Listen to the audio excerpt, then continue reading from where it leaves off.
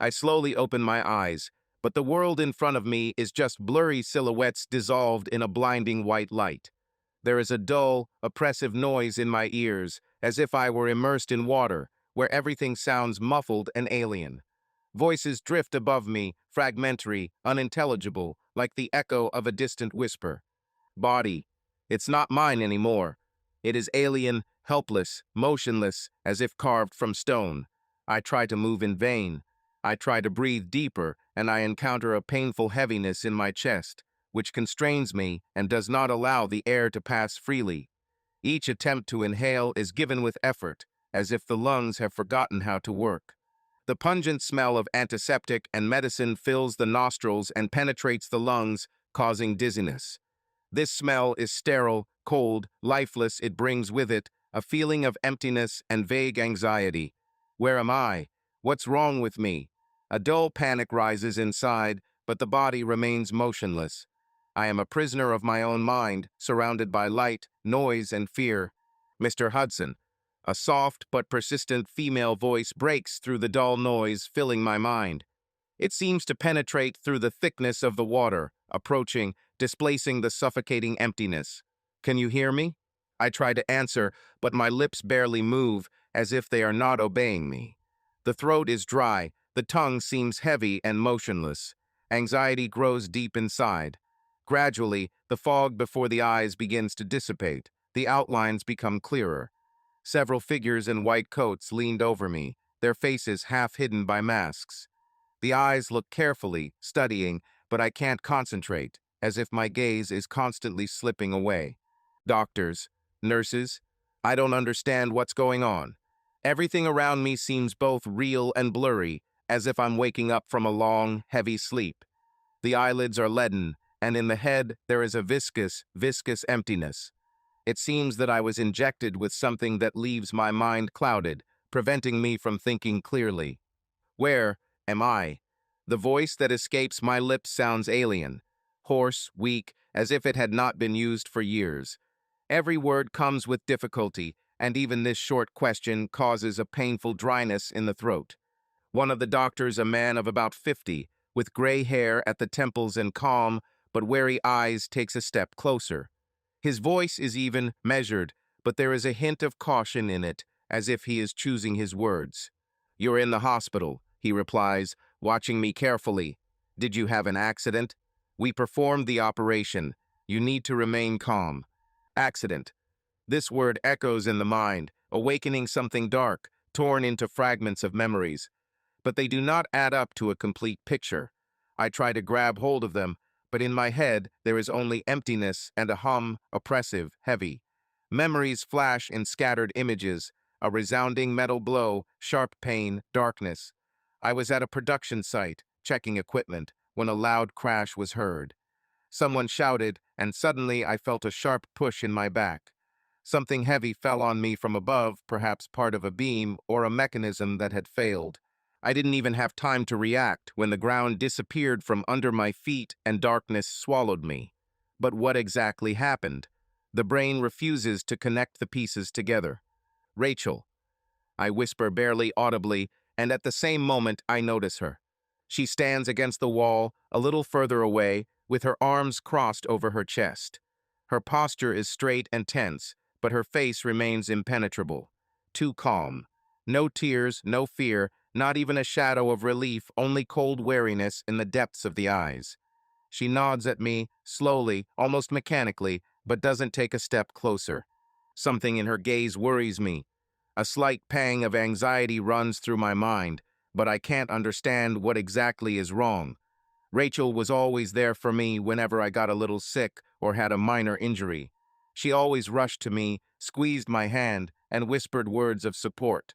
But now she's just watching, detached, as if watching something unfamiliar.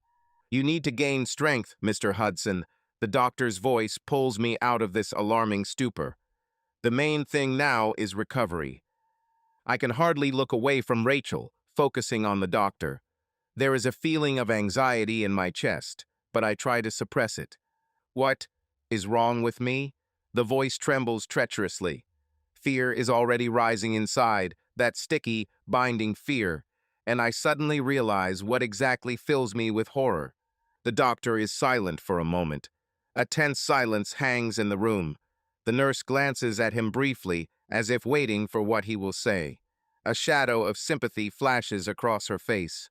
Finally, the doctor takes a deep breath.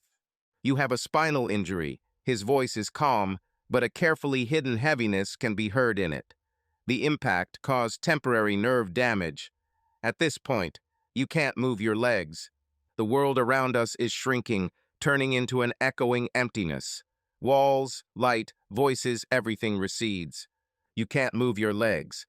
I don't immediately understand what he just said. I can't wrap my head around it. I try to move my toes, but nothing. I strain my muscles, but below the belt there is emptiness. An emptiness that feels alien, foreign to me, as if my lower half has simply disappeared. Panic seized me. My heart is pounding. But is this temporary? My voice trembles, breaks, stumbles on every word. Will I recover? The doctor nods, but there is no confidence in his gaze, only carefully hidden tension. The face is too serious, too concentrated, as if he is afraid to give false hope. "We hope so," he says calmly, but there is a hint of caution in his voice. "Everything will depend on rehabilitation and your mood. I want to laugh, but inside there is only an icy emptiness. What does attitude matter if my body betrays me? If my legs, my own flesh and blood, no longer belong to me? Something heavy and impenetrable is compressed in my chest. I feel this fear, this awareness, slowly creeping closer, ready to cover me headlong with hopelessness. I look over at Rachel. She still stands against the wall without moving a single step. Her arms are crossed on her chest. Her posture is closed, aloof. She looks at me, but this look, it is not the same as before. There is no pain, no anxiety, only fatigue or irritation. Her lips are pressed tightly together, as if she is trying to contain the words that are rushing out. What words? Why is she silent? Why doesn't he come to me? Doesn't hold your hand, doesn't stroke your cheek like before. I swallow the lump in my throat and force myself to speak. "I'm glad you're here. I hope to hear at least something encouraging in response, something that will save me from this icy emptiness growing inside." But her face remains all the same impenetrable. "Of course," she says, but her voice is empty. No warmth, no relief, just a statement of fact. Rest. She doesn't say, "I love you." She just stands there, still aloof, as if she's waiting for the moment to leave. It's as if her thoughts are already far from here, far from me. It was as if something had changed irreversibly between us. And I don't know what's worse, losing the ability to walk or losing something that I didn't even have time to realize. I'm starting to feel sick of this emptiness, and suddenly I understood. Not only my body was paralyzed. Everything that she and I had before has been paralyzed. I lie in bed, looking at the ceiling, listening to the sounds outside the door. The nurses are talking in the corridor, carts with medicines are ringing, but my room is empty. Rachel left. The doctor left.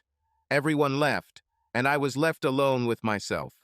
I close my eyes, but that only makes it worse. Memories arise in the darkness. I remember the first time I saw her an autumn evening, a noisy cafe, silhouettes of people flashed somewhere in the muted light. She sat by the window with a cup of coffee in her hands and seemed detached from this whole hectic world.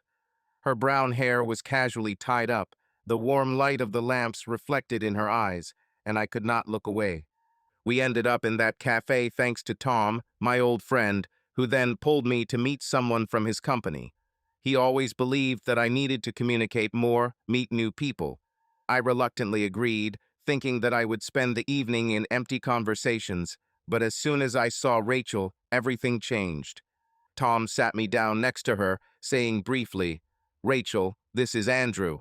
I think you'll have something to talk about," and disappeared into the depths of the cafe. The first few seconds passed in awkward silence, but then she smiled a warm, slightly shy smile that immediately made me feel comfortable.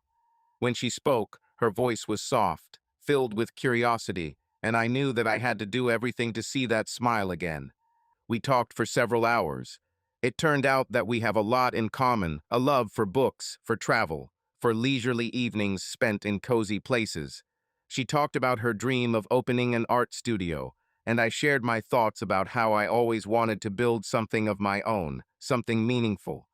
It was the first time I felt like I had met someone who truly understood me. That evening, when I walked her home, it was drizzling lightly. We stood at the entrance, and I didn't know how to say goodbye correctly. Then she leaned over and kissed my cheek, leaving a light scent of cinnamon and coffee.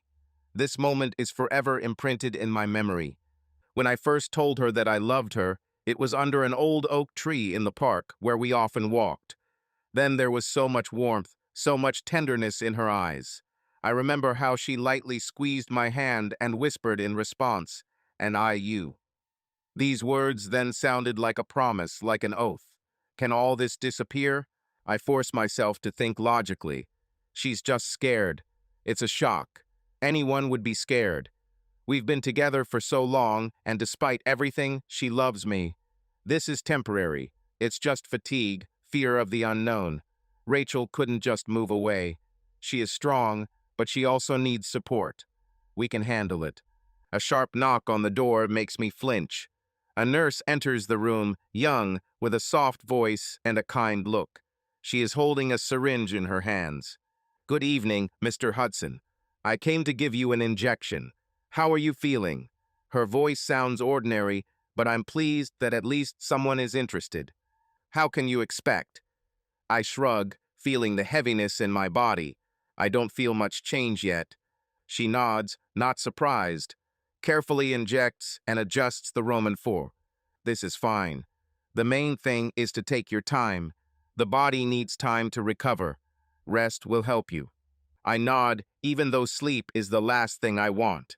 The nurse smiles again and leaves, leaving me in silence. Rachel walked into the empty house and immediately felt how quiet it had become. There used to always be movement, hear children, David, bustle after work. Now only the muffled noise of the refrigerator and the flickering of street lights outside the windows reminded me that time was passing. She took off her coat, hung it on a hook, and walked into the kitchen. Everything was neat just as she had left it in the morning. Not a single trace of anyone else's presence. This was their common home, but now it seemed alien to her. She turned on the stove, put on the frying pan, and thought, choosing what to cook.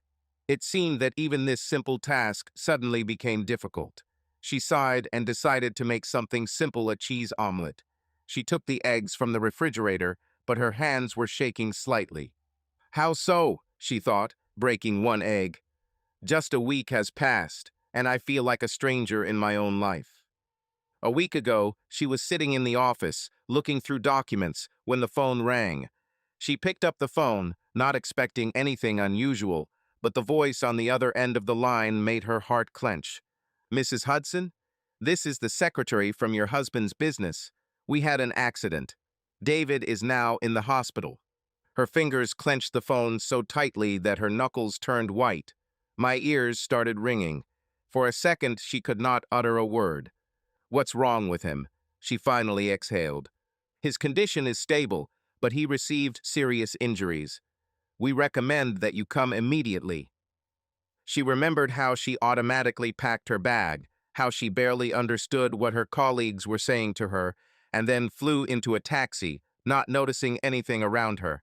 When she entered the room and saw her husband, she was seized with panic. He looked so fragile, so helpless. She always knew him to be strong. A man who solves problems, makes decisions, leads the family forward. And now he lay bedridden, his skin looking pale and his eyes dull. At that moment, she realized for the first time that her life had changed forever. She shook out the pan while stirring the eggs and frowned. She was overcome with fear. What now? How will she cope? David was always involved in finances. He provided for the family. He resolved all important issues. Of course, they had savings, but would they be enough? For rehabilitation, for a nurse? To pay all expenses? What if all this drags on for years? She couldn't imagine it. Rachel pursed her lips. She is a 40-year-old woman. She worked as a secretary at Blake Partners, earning good money, But it was not enough to carry everything on herself. She couldn't imagine spending her remaining years caring for her disabled husband. She thought about how this would change her life: daily care, constant monitoring, abandonment of previous habits and plans. She remembered how colleagues at work talked about weekends, about trips, about meeting friends. And then a thought struck her. Now her life would be reduced to hospital wards, conversations with doctors, and endless care for David.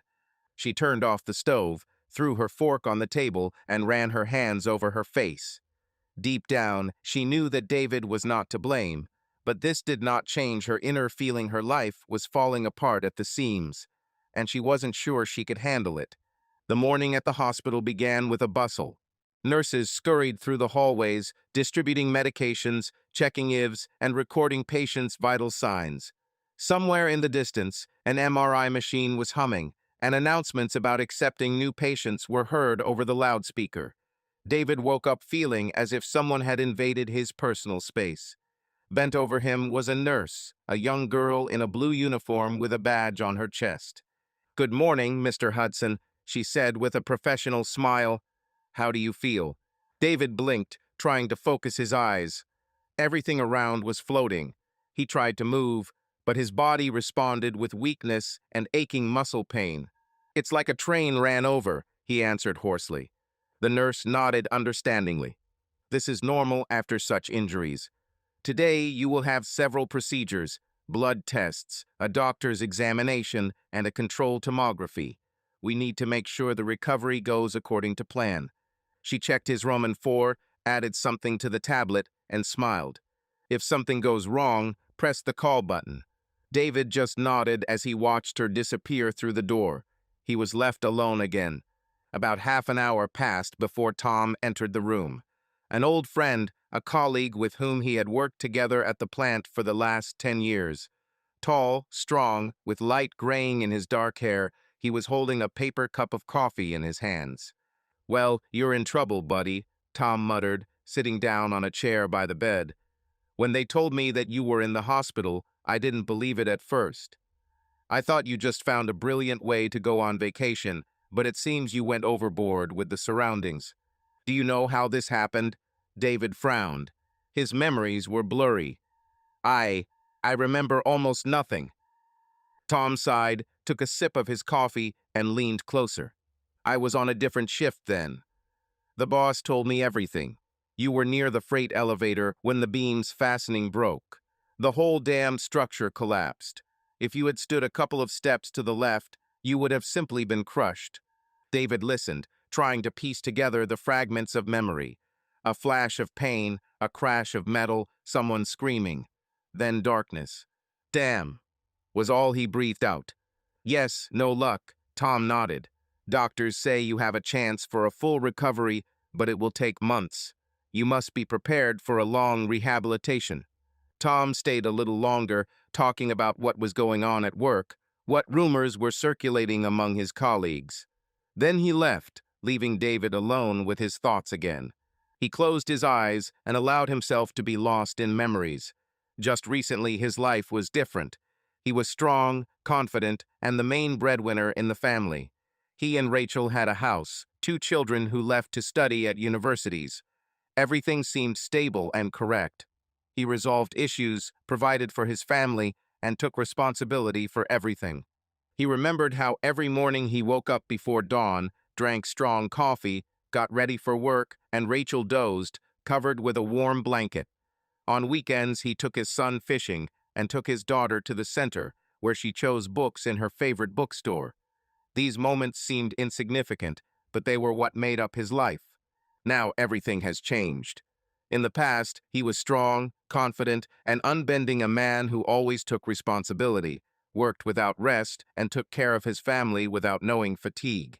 But now he lay on a cold, hard hospital bed, surrounded by faded walls, saturated with the smell of antiseptic and medicine.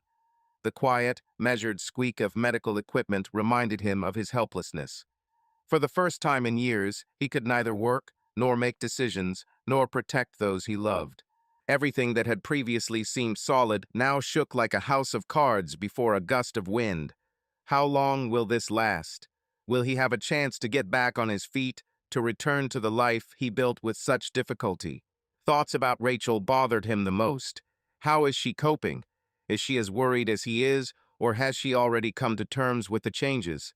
This morning she called and said that she could not come. There was an urgent meeting at work. Rachel worked as a secretary in a law firm, constantly being in the center of office intrigue and endless paperwork. She was organized, methodical, but David knew that her work always required her full involvement. Rachel's office was typical of a law firm. Spacious rooms with high ceilings, strict glass partitions separating work areas, neat rows of offices with massive oak doors. There was a familiar aroma in the air, strong black coffee mixed with the smell of fresh paper and a slight hint of her colleague's expensive perfume. Muffled voices could be heard along the corridors. Employees were animatedly discussing court cases, upcoming meetings, and the latest amendments to the law. Rachel sat at her neatly organized dark wood desk, with folders, documents, and letters laid out in neat stacks. The glossy surface reflected the soft light of the table lamp, creating the illusion of comfort amid the formality reigning around. Her fingers lazily turned over the pages, but her thoughts stubbornly refused to form a coherent whole. It seemed that everything around was living according to its own schedule. Colleagues were hurrying along the corridor with laptops and folders. Secretaries were talking on the phone. Someone was rhythmically tapping a pen on the table in the next office. But she found it difficult to concentrate. The pile of papers in front of her demanded attention, but every now and then her gaze absent-mindedly slid out the window, where the glass reflected the stern silhouette of a woman trying to put her scattering thoughts in order. "Are you okay?" Mel, her friend and colleague, quietly asked, approaching the table with a cup of coffee in her hands. "Yes, of course," Rachel answered, but there was no confidence in her voice. Mal stared at her, then sat down on the edge of the table and leaned closer. "Are you going to David today?" Rachel pressed her lips together, feeling a wave of anxiety rise within her.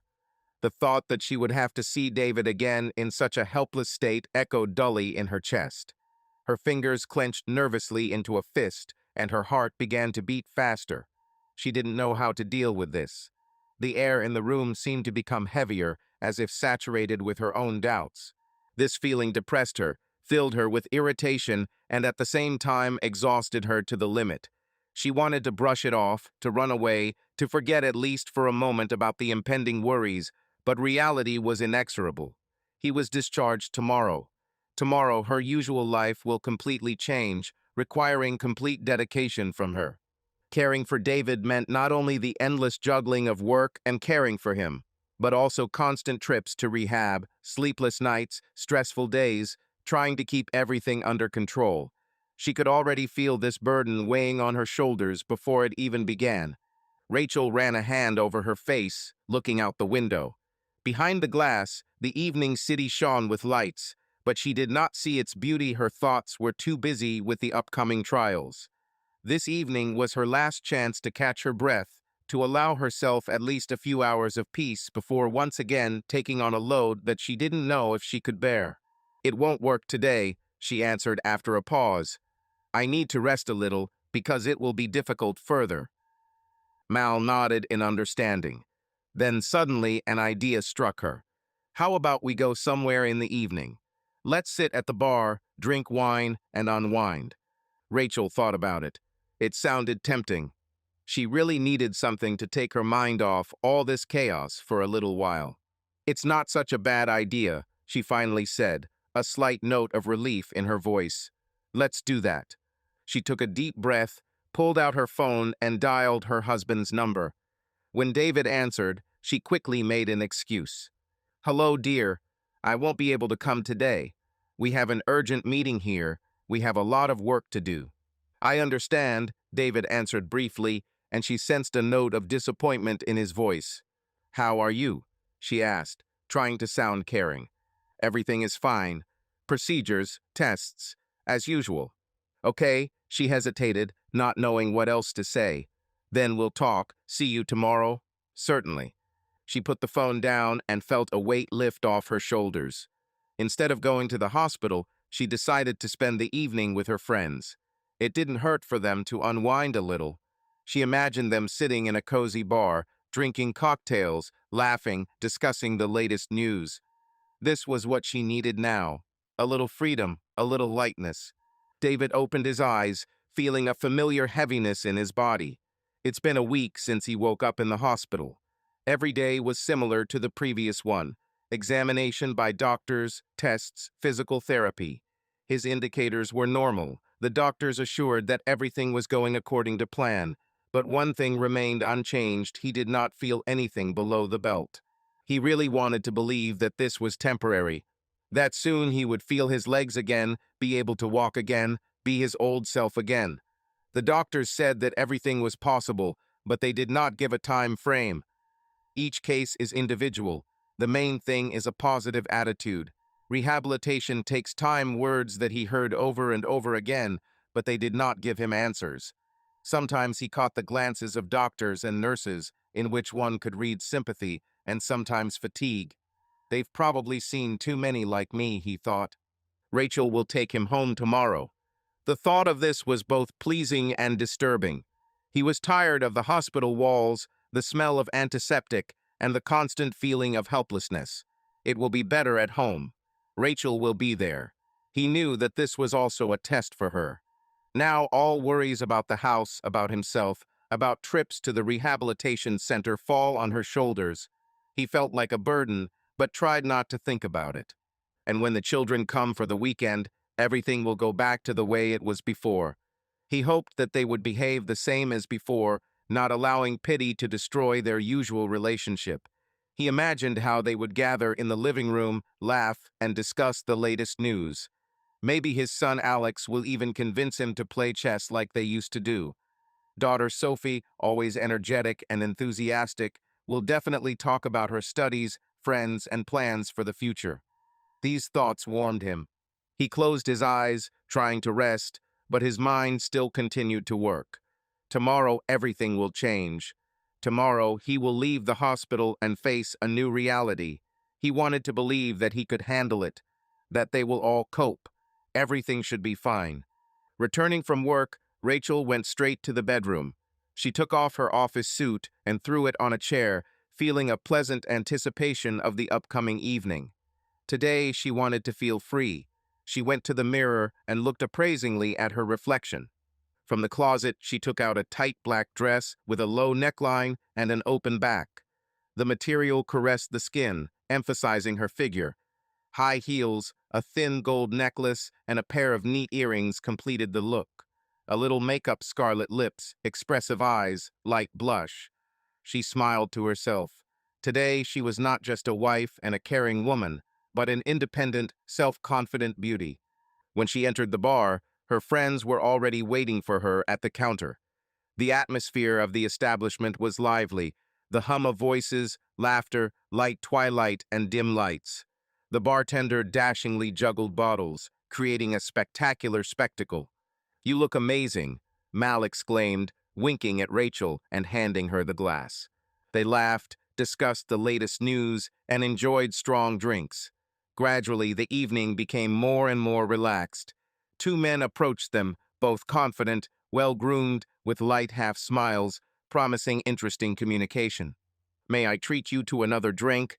One of them, a tall brunette in a light shirt, leaned closer to Rachel. She looked at him with slight coquetry, barely noticeable, playing with a strand of hair. "Why not?" Her voice sounded soft, but there was a hidden note of excitement in it. The evening promised to be long, and Rachel allowed herself to enjoy the moment, forgetting for a moment about everything that awaited her tomorrow. The men introduced themselves. A tall brunette in a light shirt turned out to be a lawyer named Daniel, and his companion, a strongly built blonde man with light stubble, identified himself as Mark, the owner of a small restaurant business. Their manner of communication was easy and confident, and their jokes had a touch of adult humor. "I hope your establishment serves not only dishes, but also good impressions." Rachel teased him, twirling her cocktail glass. "Only the best," Mark answered with a grin. "But you have to pay for additional tasting in a special currency good company." "Then today is definitely a good evening for you," Mal added with a wink. They continued their conversation, exchanging witticisms and playful remarks. Daniel, who had been watching Rachel closely, leaned a little closer. "You look like you were made to turn heads and break hearts," he said with a warm smile, his voice filled with admiration. Throughout the evening, he continued to shower her with compliments, saying everything that any woman would dream of hearing. He admired her elegance, her grace, her infectious laugh, reminding her how desirable, special, and inimitable she was. When the evening came to an end, the girls went home, laughing and exchanging impressions of their time. Rachel didn't know why, but before she left Daniel her number. Perhaps it was just a game, light coquetry, or maybe part of it was to feel alive and desired again. Rachel stood in the hospital lobby, holding a folder with instructions and a list of medications. The nurse patiently explained how to care for David, what exercises he needed, when he should attend the rehabilitation center, and what possible complications were possible. Rachel nodded, mechanically remembering the details, but her thoughts were far away. When David got into the car, he felt a strange sense of relief. He was tired of the hospital walls, of strangers around him. The house seemed like salvation. He looked at Rachel. Her face was tense. "Everything will be fine," he said, hoping to convince not only her, but also himself. She nodded but didn't answer. The road home passed in silence. They did not discuss the future, did not share thoughts.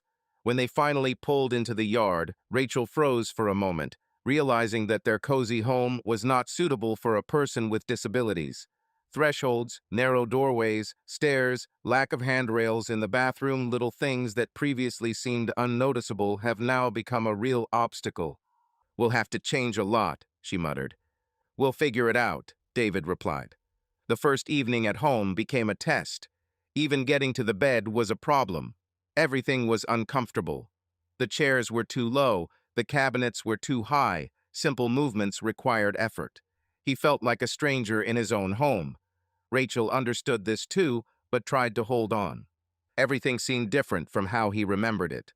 The space, once cozy and warm, now seemed hostile. He could no longer simply walk up the stairs to his bedroom, or make his own coffee, or simply go out into the garden. These little things had previously seemed unnoticeable, but now they became new barriers with which he had to fight. After several unsuccessful attempts, Rachel suggested that he arrange a room on the first floor, the one that had previously been used for guests. This seemed to be the only reasonable solution, because every time trying to climb the stairs was not only difficult, but also dangerous. David agreed, although the feeling that he was now like a guest in his own home did not leave him. However, it was better than constantly fighting with a space that no longer obeyed him. The children, Alex and Sophie, came for the weekend. David was looking forward to this meeting, hoping that their arrival would bring joy and support. He wanted to feel the warmth of the family, hear familiar conversations, and forget at least for a while about his new situation. But instead of spending time with him, the children quickly went about their business. "Dad, I need money for textbooks," Alex said without even bothering to sit down. "And I want to go to Amanda's birthday," Sophie added, waiting for the transfer to the card. David looked at them, feeling empty. They didn't ask how he was feeling. They only needed one thing: money. He became for them not a father, but a wallet. "How are you doing, Dad?" Alex asked after a few minutes, but his gaze was already glued to the phone. "It's okay," David answered dryly, not finding the strength to say more. When the door closed behind them, he closed his eyes tiredly. "They didn't even stay long," he said quietly. Rachel didn't answer. She just cleared the empty cups from the table. Her face remained impassive, but tension hung in the air. He wondered when things became like this, when the children for whom he worked, for whom he got up in the morning and took on endless worries, stopped seeing him as a father and began to perceive him only as a wallet, a source of money that should provide for their desires. When the warmth with which they once ran towards him, shining with sincere joy, disappeared in their eyes. His wife, whom he considered the support with which they made vows through thick and thin, looked tired and distant. Not only did he lose the ability to walk, he lost his role in the family. Lying in bed, Rachel tried to fall asleep, but her thoughts would not let her rest. She rolled over, staring into the darkness, when suddenly the phone on the nightstand vibrated softly. The screen lit up the room and a message appeared on it. "How is the most beautiful woman in the world doing?" She blinked, at first not understanding who it was, and then she remembered. Daniel. She had completely forgotten about him since she returned home. Their light flirtation in the bar seemed something distant, almost unreal, but now it made itself felt again. She typed the answer. "Tired, but alive. Are you always sending out compliments this late?" The answer was not long in coming. "Only to those who deserve it. How are you? How did it go?" Rachel thought for a moment and then decided there was no point in pretending. She started typing. "It's difficult. David is home now, but everything is different. The house feels like a stranger. Everything is uncomfortable, everything is complicated. I don't know how to cope with it." "You're strong. You can handle this." She grinned. How easy it is to say this from the outside. "How are you? Charming new clients?" She decided to change the subject. "Only if they are as beautiful and smart as you. But I haven't met anyone worthy yet." She rolled her eyes but smiled. The conversation with him was easy, unobtrusive, and it contained what she was missing right now. "You seem to be really good at giving compliments.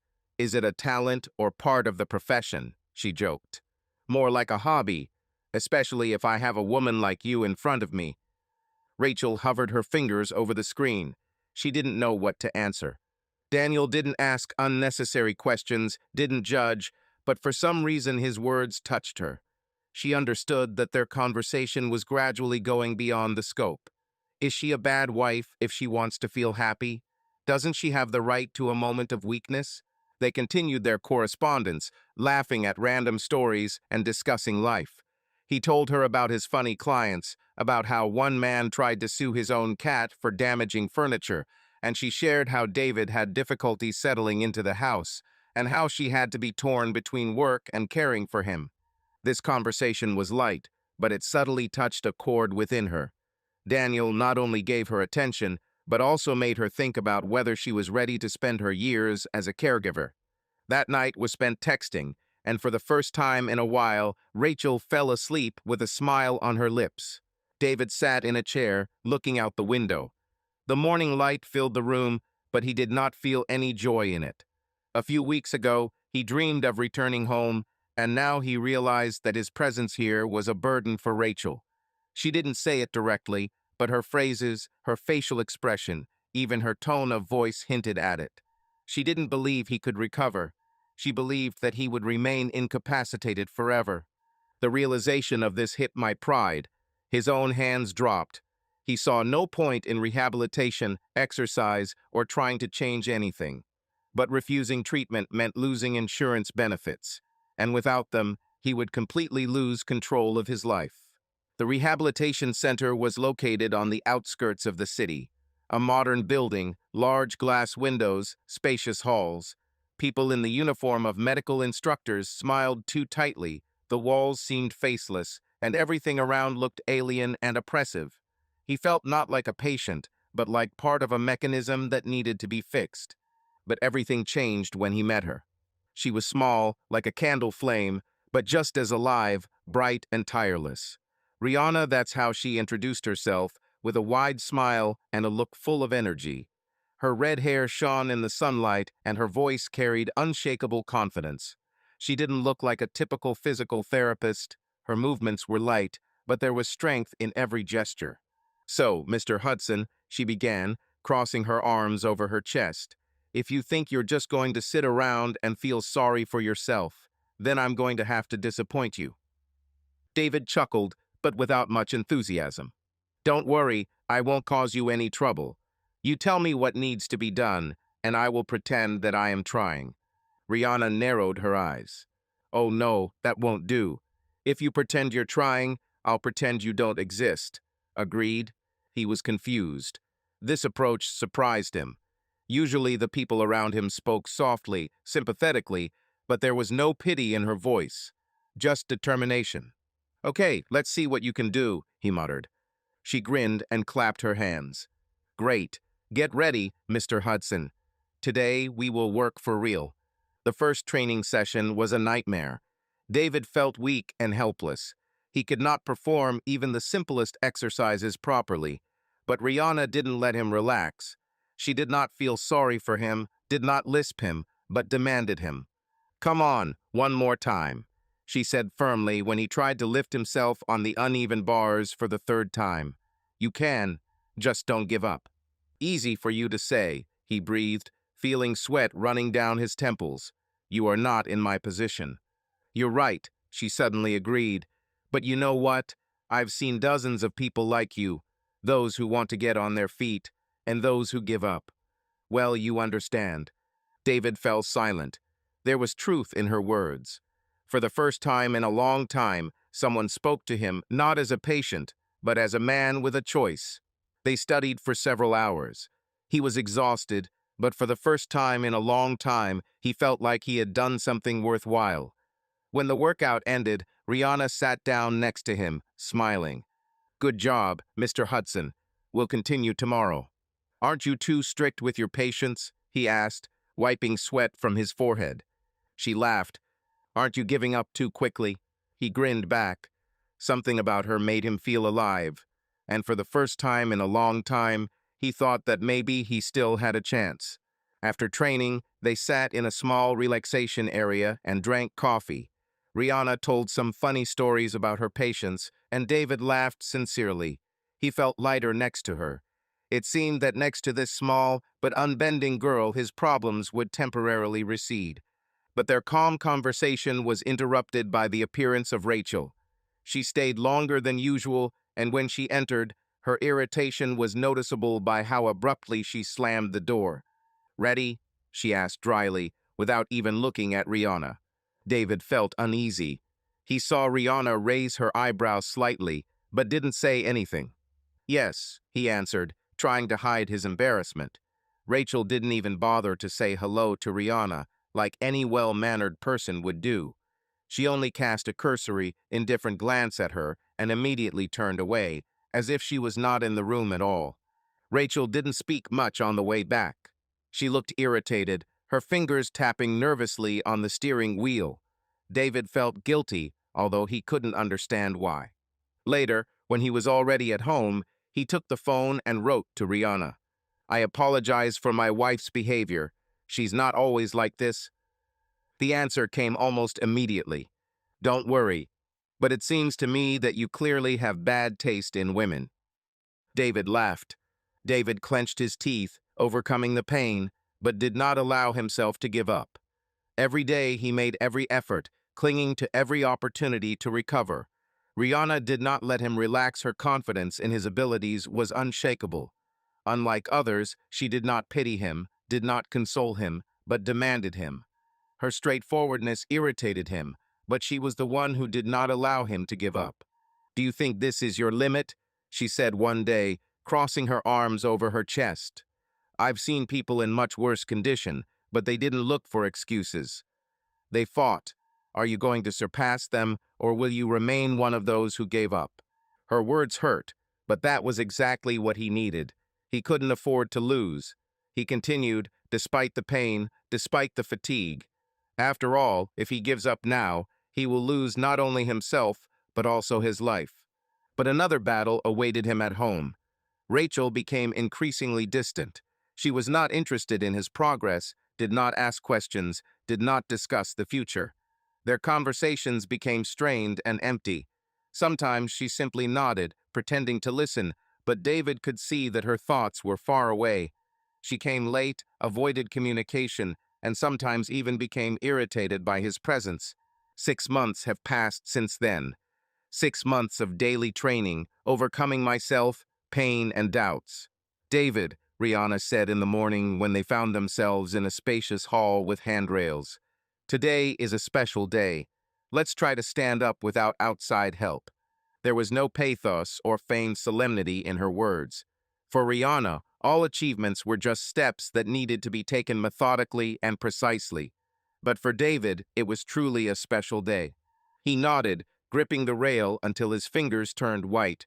My heart was pounding loudly, and something like fear, mixed with hope, rose in my chest. He remembered how 6 months ago doctors said that the nerve endings were severely damaged and there was no guarantee of complete recovery, but he didn't give up trying, day after day, week after week. Calm down, Rihanna prompted quietly. Concentrate. Breathing is even. She stood to the side, not touching him, but staying close, ready to back him up. Usually, she would lightly support him by the forearm or waist, but today she wanted him to try it himself. David took a deep breath, feeling the muscles in his back and arms tense. My toes tingled slightly, as if tiny electrical currents were running through me. He slowly shifted his weight to his feet. His body seemed to protest, his knees buckled, but he did not give up. The moment seemed like an eternity. And then he straightened his back and straightened up. Uncertainly, unsteadily, but still standing. Without anyone's help. Just a few seconds, but for him it was a real feat. Great, Rihanna's voice filled with emotions. Pride, joy, relief. Let's go a little further. He tried to tear his hand away from the handrail. The right leg was trembling, the left seemed to be filled with lead, but he was able to keep his balance. A second, another second. Then his knees gave way, and he sank onto the bench, unable to cope with the weight of his own body. Sorry, he exhaled, lowering his head in disappointment. Are you kidding me? Rihanna grinned, leaning towards him. You have now done something that 6 months ago doctors considered almost fantastic. Don't you dare ask for forgiveness. She handed him a bottle of water, and David took a greedy sip. Blood was pulsating in his temples, his heart was pounding, but a feeling of triumph was already beginning to reverberate in his chest. Even if it was just a tiny step, it meant that there was a road to full recovery. We need to tell Rachel about this, he said out loud, not noticing how his face changed at the same time. The mention of his wife always seemed to give him mixed feelings. A year ago, when he had an accident at work, she seemed inconsolable at first, but very quickly her attitude became aloof. Now there was still obligatory care on her part, but there was no warmth in her, and David could not understand the reason for such coldness. Rihanna sighed quietly.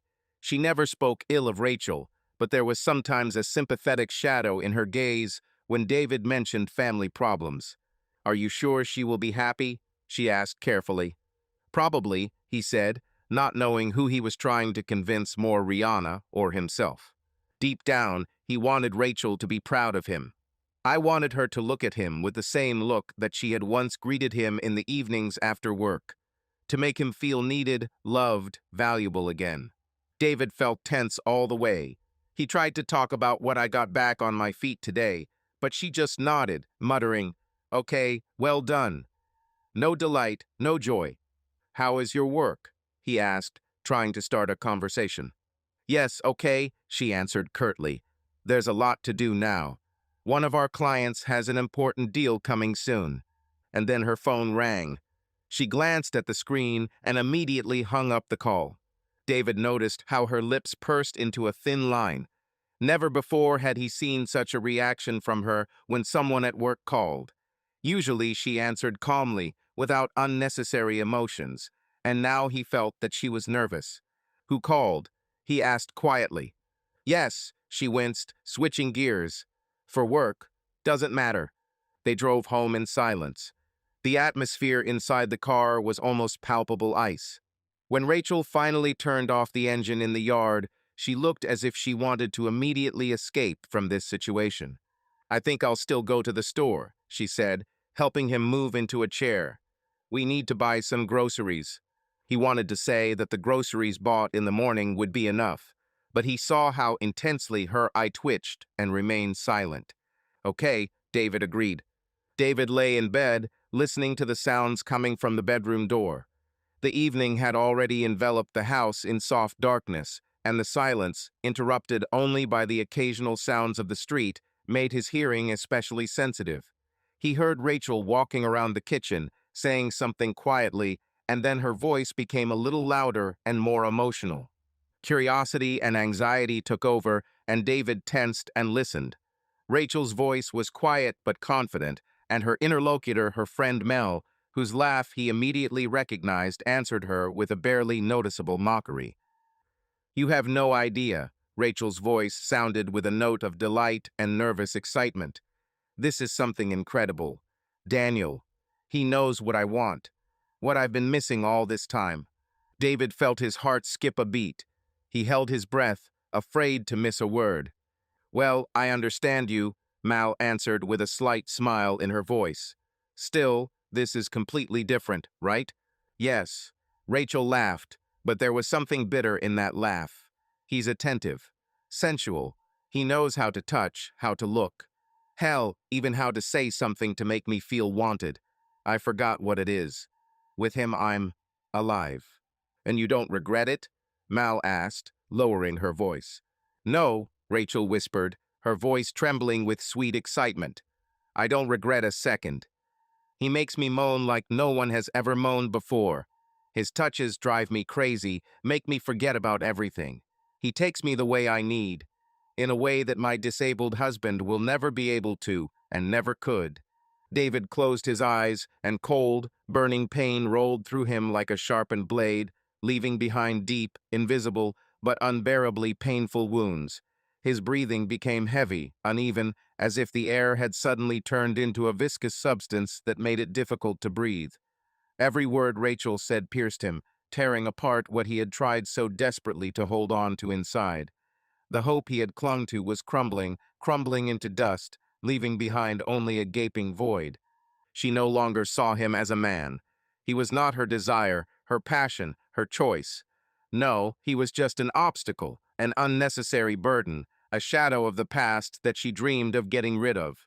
Everything that seemed shaky now collapsed completely, leaving him in this silence filled with betrayal.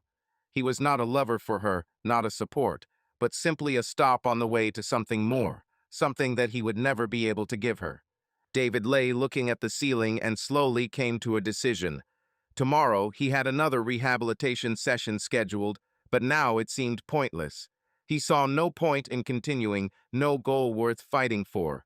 If Rachel doesn't care about his progress, if he's just a burden to her, then why try?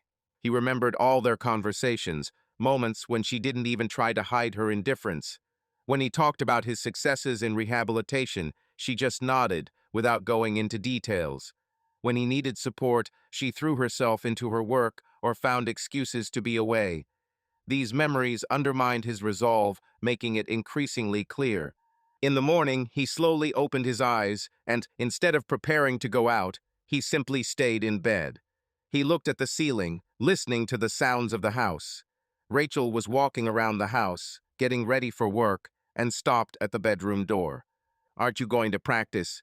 she asked, glancing at him briefly. "I don't feel well," David answered dully, avoiding her gaze. She just nodded, without asking any further questions. It seemed that she was even better this way, less fuss, less need to take care of him. Relief flashed in her eyes, and he noticed it. "I left," she said briefly, quickly glancing in his direction, but without waiting for an answer, she walked out the door. She felt relieved while driving. Now she will have more time. You can calmly finish all your work in the office and then stop by a lingerie boutique. Her lips twitched into a slight smile. Yes, she knew exactly what she wanted to buy for an evening with Daniel, something special that would drive him crazy. She imagined how he would take off her new purchase, with what impatience he would look at it. These thoughts made her heart beat faster. Everything that was at home now seemed to her something distant, blurry, insignificant. Daniel was her real reality, and this evening belonged only to them. Meanwhile, the only person who cared was Rihanna. She tried to call David, but he didn't answer. Unable to bear the anxiety, she decided to go to his house. Once on the threshold, she immediately realized that something was wrong. David opened the door with a dull look. He looked broken. His shoulders were slumped and his face looked drawn. Rihanna didn't ask questions, she just walked in, sat down on the chair opposite him, and said, "Speak, what's happened?" David was silent at first, but under her gaze, he finally admitted that he had overheard Rachel's conversation. He told everything, every detail, every word, which made him feel like nobody in her eyes. How she talked about Daniel, how she looked forward to meeting him, how she dreamed of a new life in which David was no longer needed. He spoke, and with each word his voice became quieter until he was completely silent.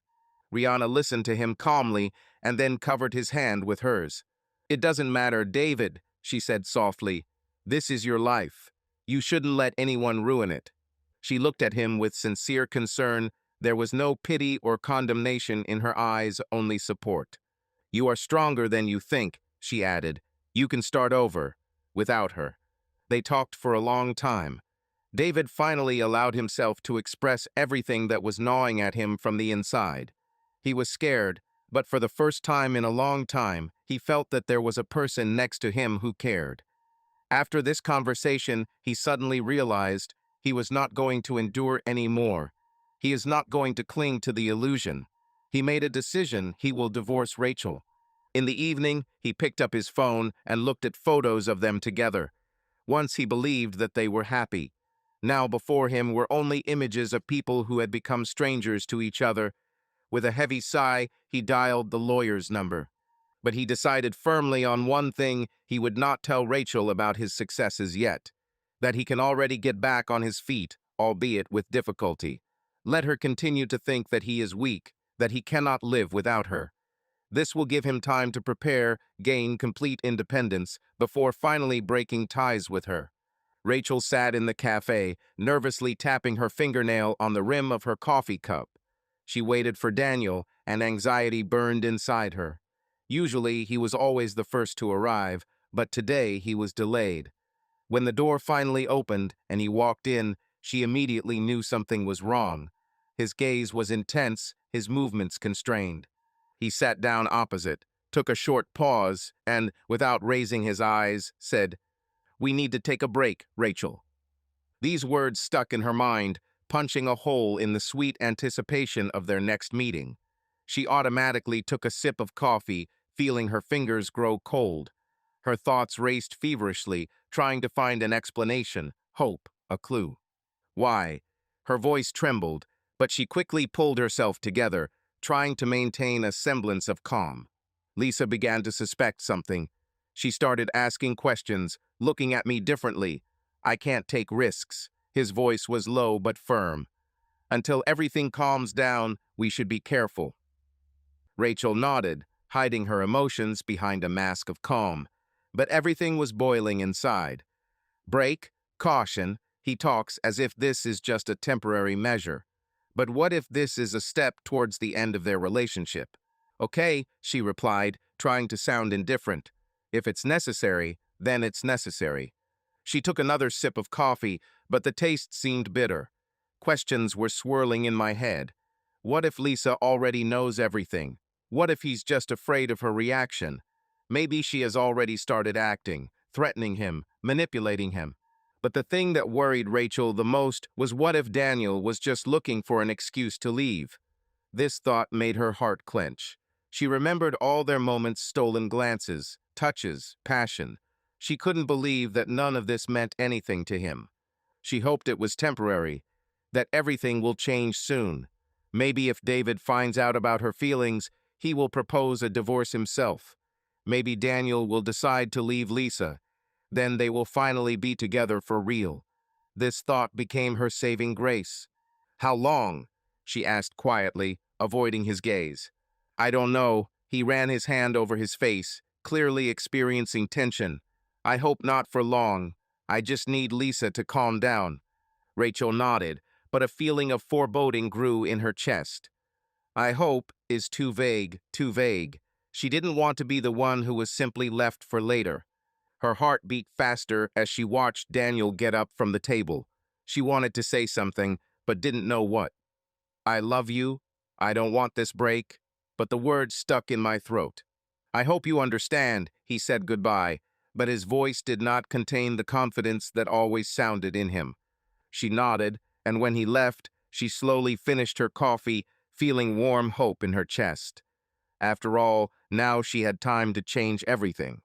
One evening, David met her in the kitchen, holding a folder in his hands. Many emotions were boiling inside, but his voice remained calm. "We need to talk," he said quietly. Rachel looked at him and then looked at the folder. Her heart beat faster. She could not hide her joy because finally everything was happening the way she wanted. Without hesitation, she took the documents without even reading them properly and signed them. Her hand did not tremble. A slight smile touched her lips. Everything was simple, easily. All? She asked, trying to keep her tone neutral, but a light of relief sparkled in her eyes. That's it, he answered dryly, taking the papers back. David looked at her and couldn't believe his eyes.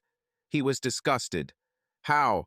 How could she undo 25 years of their marriage so easily, without a hint of doubt, without a shadow of regret?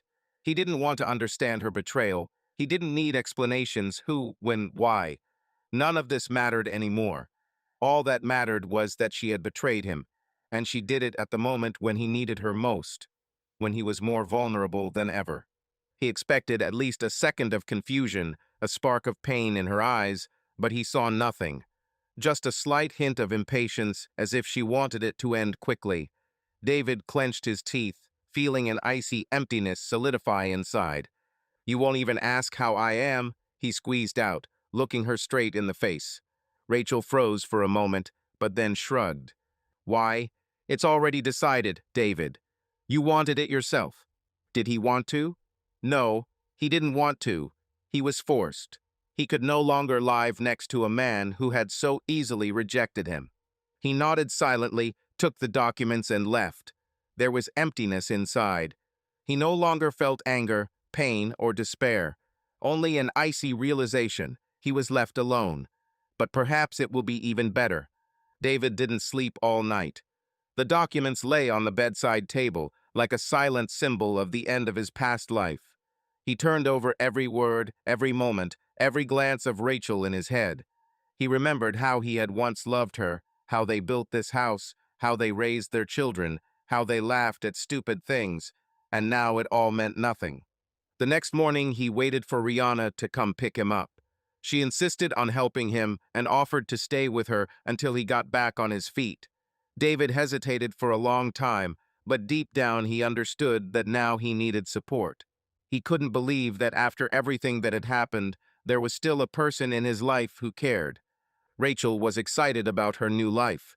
She was already imagining how she would tell Daniel about the divorce, how happy he would be, and how he would finally decide to leave his wife.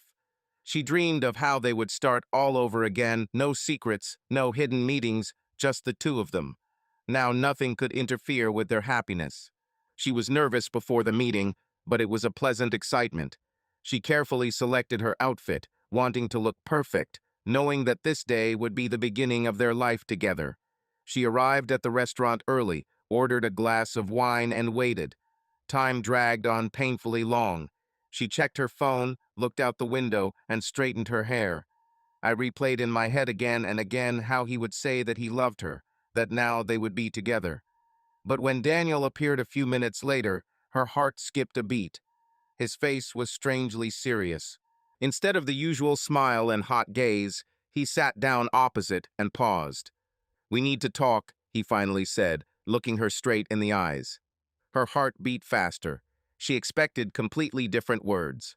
"Of course," she smiled, bowing her head. "I also wanted to tell you something. You have to understand. It was temporary. Between us, I can't leave my family." The world around me seemed to collapse. The wine in the glass no longer seemed sweet. The air suddenly became suffocating. She blinked, not believing what she heard. "What?" she whispered, barely breathing. "I have children, a business. My wife. I'm not going to ruin everything. This was a mistake. And frankly, you're too expensive, Rachel.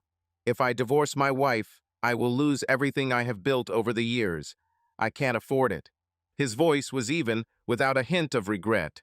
He spoke as if it were a business transaction that did not bring the expected benefits. Everything inside tightened. She wanted to scream, run out, break this damn glass, but she just looked at him helplessly. "You're joking, right?" Her voice trembled. "No." He got up, threw a few bills on the table, and left without even turning around. She couldn't believe what was happening. Their meetings, her hopes, all the sacrifices she made flashed through her head. She left David, threw away her life for a man who never looked back. She was left sitting alone. Everything she had dreamed of, everything she had destroyed for him, now had no meaning. Defeat hit me in the face like a slap in the face. She remembered how she imagined that she would be happy with him, how she dreamed about the days spent together, about a new life.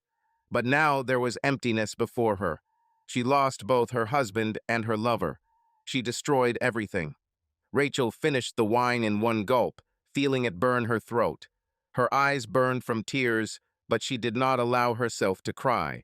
She slowly stood up and left the restaurant, with an icy realization spreading inside her. She was left with nothing. While Rachel spent her days crying, David and Rihanna lived a completely different life. Every day brought a new victory. Every day he stood more and more confidently on his feet, his strength increased, and his body began to obey. He learned to trust his body again, and much of this was due to Rihanna. She supported him in everything, inspired him to believe in himself, and forced him not to give up. Her confidence in him was unshakable, and this faith was transmitted to David. She did not allow him to feel sorry for himself, did not allow him to give up. Instead of sympathy, motivation, instead of pity, persistence. Every day she found new ways to cheer him up, be it morning runs, albeit on crutches, or small trips around the city together. She did everything to make him feel complete again. The time spent in her apartment was filled with laughter and lightness. Rihanna was like a fresh breeze, bringing a sense of freedom into his life. She did not allow him to dwell on the past. She helped him move forward. They laughed at his awkward attempts to learn new things, cooked together, watched films, and discussed books. In the evenings, she took him for walks in the park, where he slowly but surely took steps towards a new life. It was a different world without pain, without betrayal, without regrets. One evening, sitting on the balcony of her apartment, David caught himself thinking that he felt good with her. So good that it was starting to scare me. He looked at her, her hair was flying in the wind, the joy of life sparkled in her eyes. Her smile was warm, sincere, without a shadow of doubt. "What are you thinking about?" she asked, noticing his gaze. He exhaled slowly, looking away. "I'm just thinking how things have changed. How I have changed. How you changed me." She smiled but didn't answer. Instead, she took his hand and squeezed it lightly. The gesture was simple, but it felt like something more. There was no pity, no regret, no fear in her touch, only warm, sincere support. The next few weeks were a real turning point for him. He increasingly noticed that he was waiting for her to return from work, that he enjoyed every day spent with her. They began to travel out of town, spend evenings in cafes, discussing everything that could come to mind. She taught him to enjoy life again, and he began to believe that there really could be something good ahead. And at some point he realized. Feelings. They came carefully, slowly, but every day they became stronger. 5 years later, David and Rihanna have become a real family, strong and inseparable, like the roots of an old oak tree that shelters their house from the winds of fate. Their life changed, but only for the better now. Every morning began with the warmth of their beloved hands, with the aroma of freshly brewed coffee and the ringing laughter of children, which became the most beautiful melody for them. They lived in a cozy house by the lake, where the water reflected the sun's rays like thousands of little stars, and a light breeze played with the curtains in their bedroom, filling it with freshness and peace. Rihanna gave David not only love, but also the most precious miracle, their little daughter, a bright creature with huge, curious eyes, the color of the morning sky, and a ringing voice like the ringing of bells. She was their universe, the center around which their lives revolved, lighting up every day with her carefree joy. David looked at Rihanna with tenderness, watching as she, smiling, rocked the baby, singing her a quiet, gentle lullaby. In the faint light of the night lamp, their daughter's face seemed almost angelic. Tiny hands clung to her mother's finger, her eyelids lazily closed, and her lips trembled from time to time. But as soon as David approached, the girl, as if sensing his presence, began to move. She opened her huge eyes and, seeing her father, reached out to him with trusting, pure love. Her fingers, so tiny and warm, curled around his thumb, as if not wanting to let go. Sometimes she suddenly began to babble something in her childish language, and it sounded to David like the most beautiful music. He carefully picked her up, pressing her to his chest, and the baby was immediately enveloped in calm. She yawned, settled comfortably on his shoulder, and, after playing a little with his button or zipper on his jacket, fell asleep, completely trusting him. At these moments, his heart sank with overwhelming love and gratitude. He recalled the day when Rihanna entered his life, like a fresh spring wind, how her warm gaze and sincere words pulled him out of the darkness and filled every new day with meaning. Now she gave him another treasure, their daughter. And looking at this tiny life, David understood. He did not just find happiness, he found a whole world. Every day was filled with care and happiness. Their morning began with gentle kisses and light whispers so as not to wake up their daughter. During the day, they went together to the lake, where they played with the baby, enjoying her boisterous laughter. In the evening, they sat on the veranda, admiring how the sun, sinking below the horizon, painted the sky in crimson shades, and then, under the arch of stars, they shared their thoughts, dreams, plans. The house was filled with children's babbling, quiet conversations, good jokes, warmth that warmed even the coldest days. Sometimes, in rare moments of silence, when the night covered the city with its velvet blanket, David remembered the past, something that he had long tried to leave behind the memory line. He remembered the moments when it seemed that the world had turned its back on him, when loneliness, like a thick fog, penetrated every cell of his soul, squeezing it with cold fingers. He remembered how his own family, the one that was supposed to be his support, had backed down, turned away when he was no longer convenient for them. Their words, once filled with care, turned into icy reproaches, and their glances into empty, indifferent reflections of strangers. He remembered how one day he was left alone in this darkness, without support, without hope, like a ship that had lost its bearings in an endless, stormy ocean. But now these memories seemed alien, distant, as if they were happening not to him, but to someone else, someone he once knew, but had long ago let go of. Everything that happened before Rihanna, before their daughter, lost its meaning like an old, forgotten book with worn pages that you no longer wanted to read. Now he had everything: love, family, home, warmth, which he had been deprived of for so long. Rachel has spent her last years alone. After breaking up with Daniel, she tried to put her life back together, but things turned out to be more difficult than she expected. After the divorce and division of property, she moved to a smaller apartment, where everything seemed alien and faceless. The first months were filled with endless thoughts about the past, attempts to understand where exactly she had gone wrong. It was hard to admit that she herself had destroyed her family for the sake of a man who was simply using her. She tried to improve her career and switch to work, but the inner devastation did not disappear. Colleagues perceived her as a competent but reserved person, and new acquaintances quickly faded away. Rachel couldn't allow herself to be distracted from thinking about what she had lost. She spent her evenings alone, replaying memories of the past in her head. The only thread connecting her with her former life was her children. Alex and Sophie grew up, they had their own worries, but their main question remained their father. They could understand why he stopped communicating with Rachel. Betrayal, and betrayal could not pass without a trace. But what they couldn't accept was his complete absence from their lives. He didn't show up at family holidays, didn't call, didn't write. Alex still tried to find excuses, but Sophie did not hide her indignation. One day at a family dinner, when the conversation turned to this again, Alex shook his head thoughtfully. "I understand that he was angry with you, Mom. But why did he cut us off too? We are his children."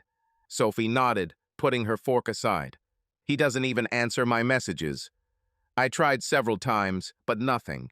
Is it possible to just forget about us like that?"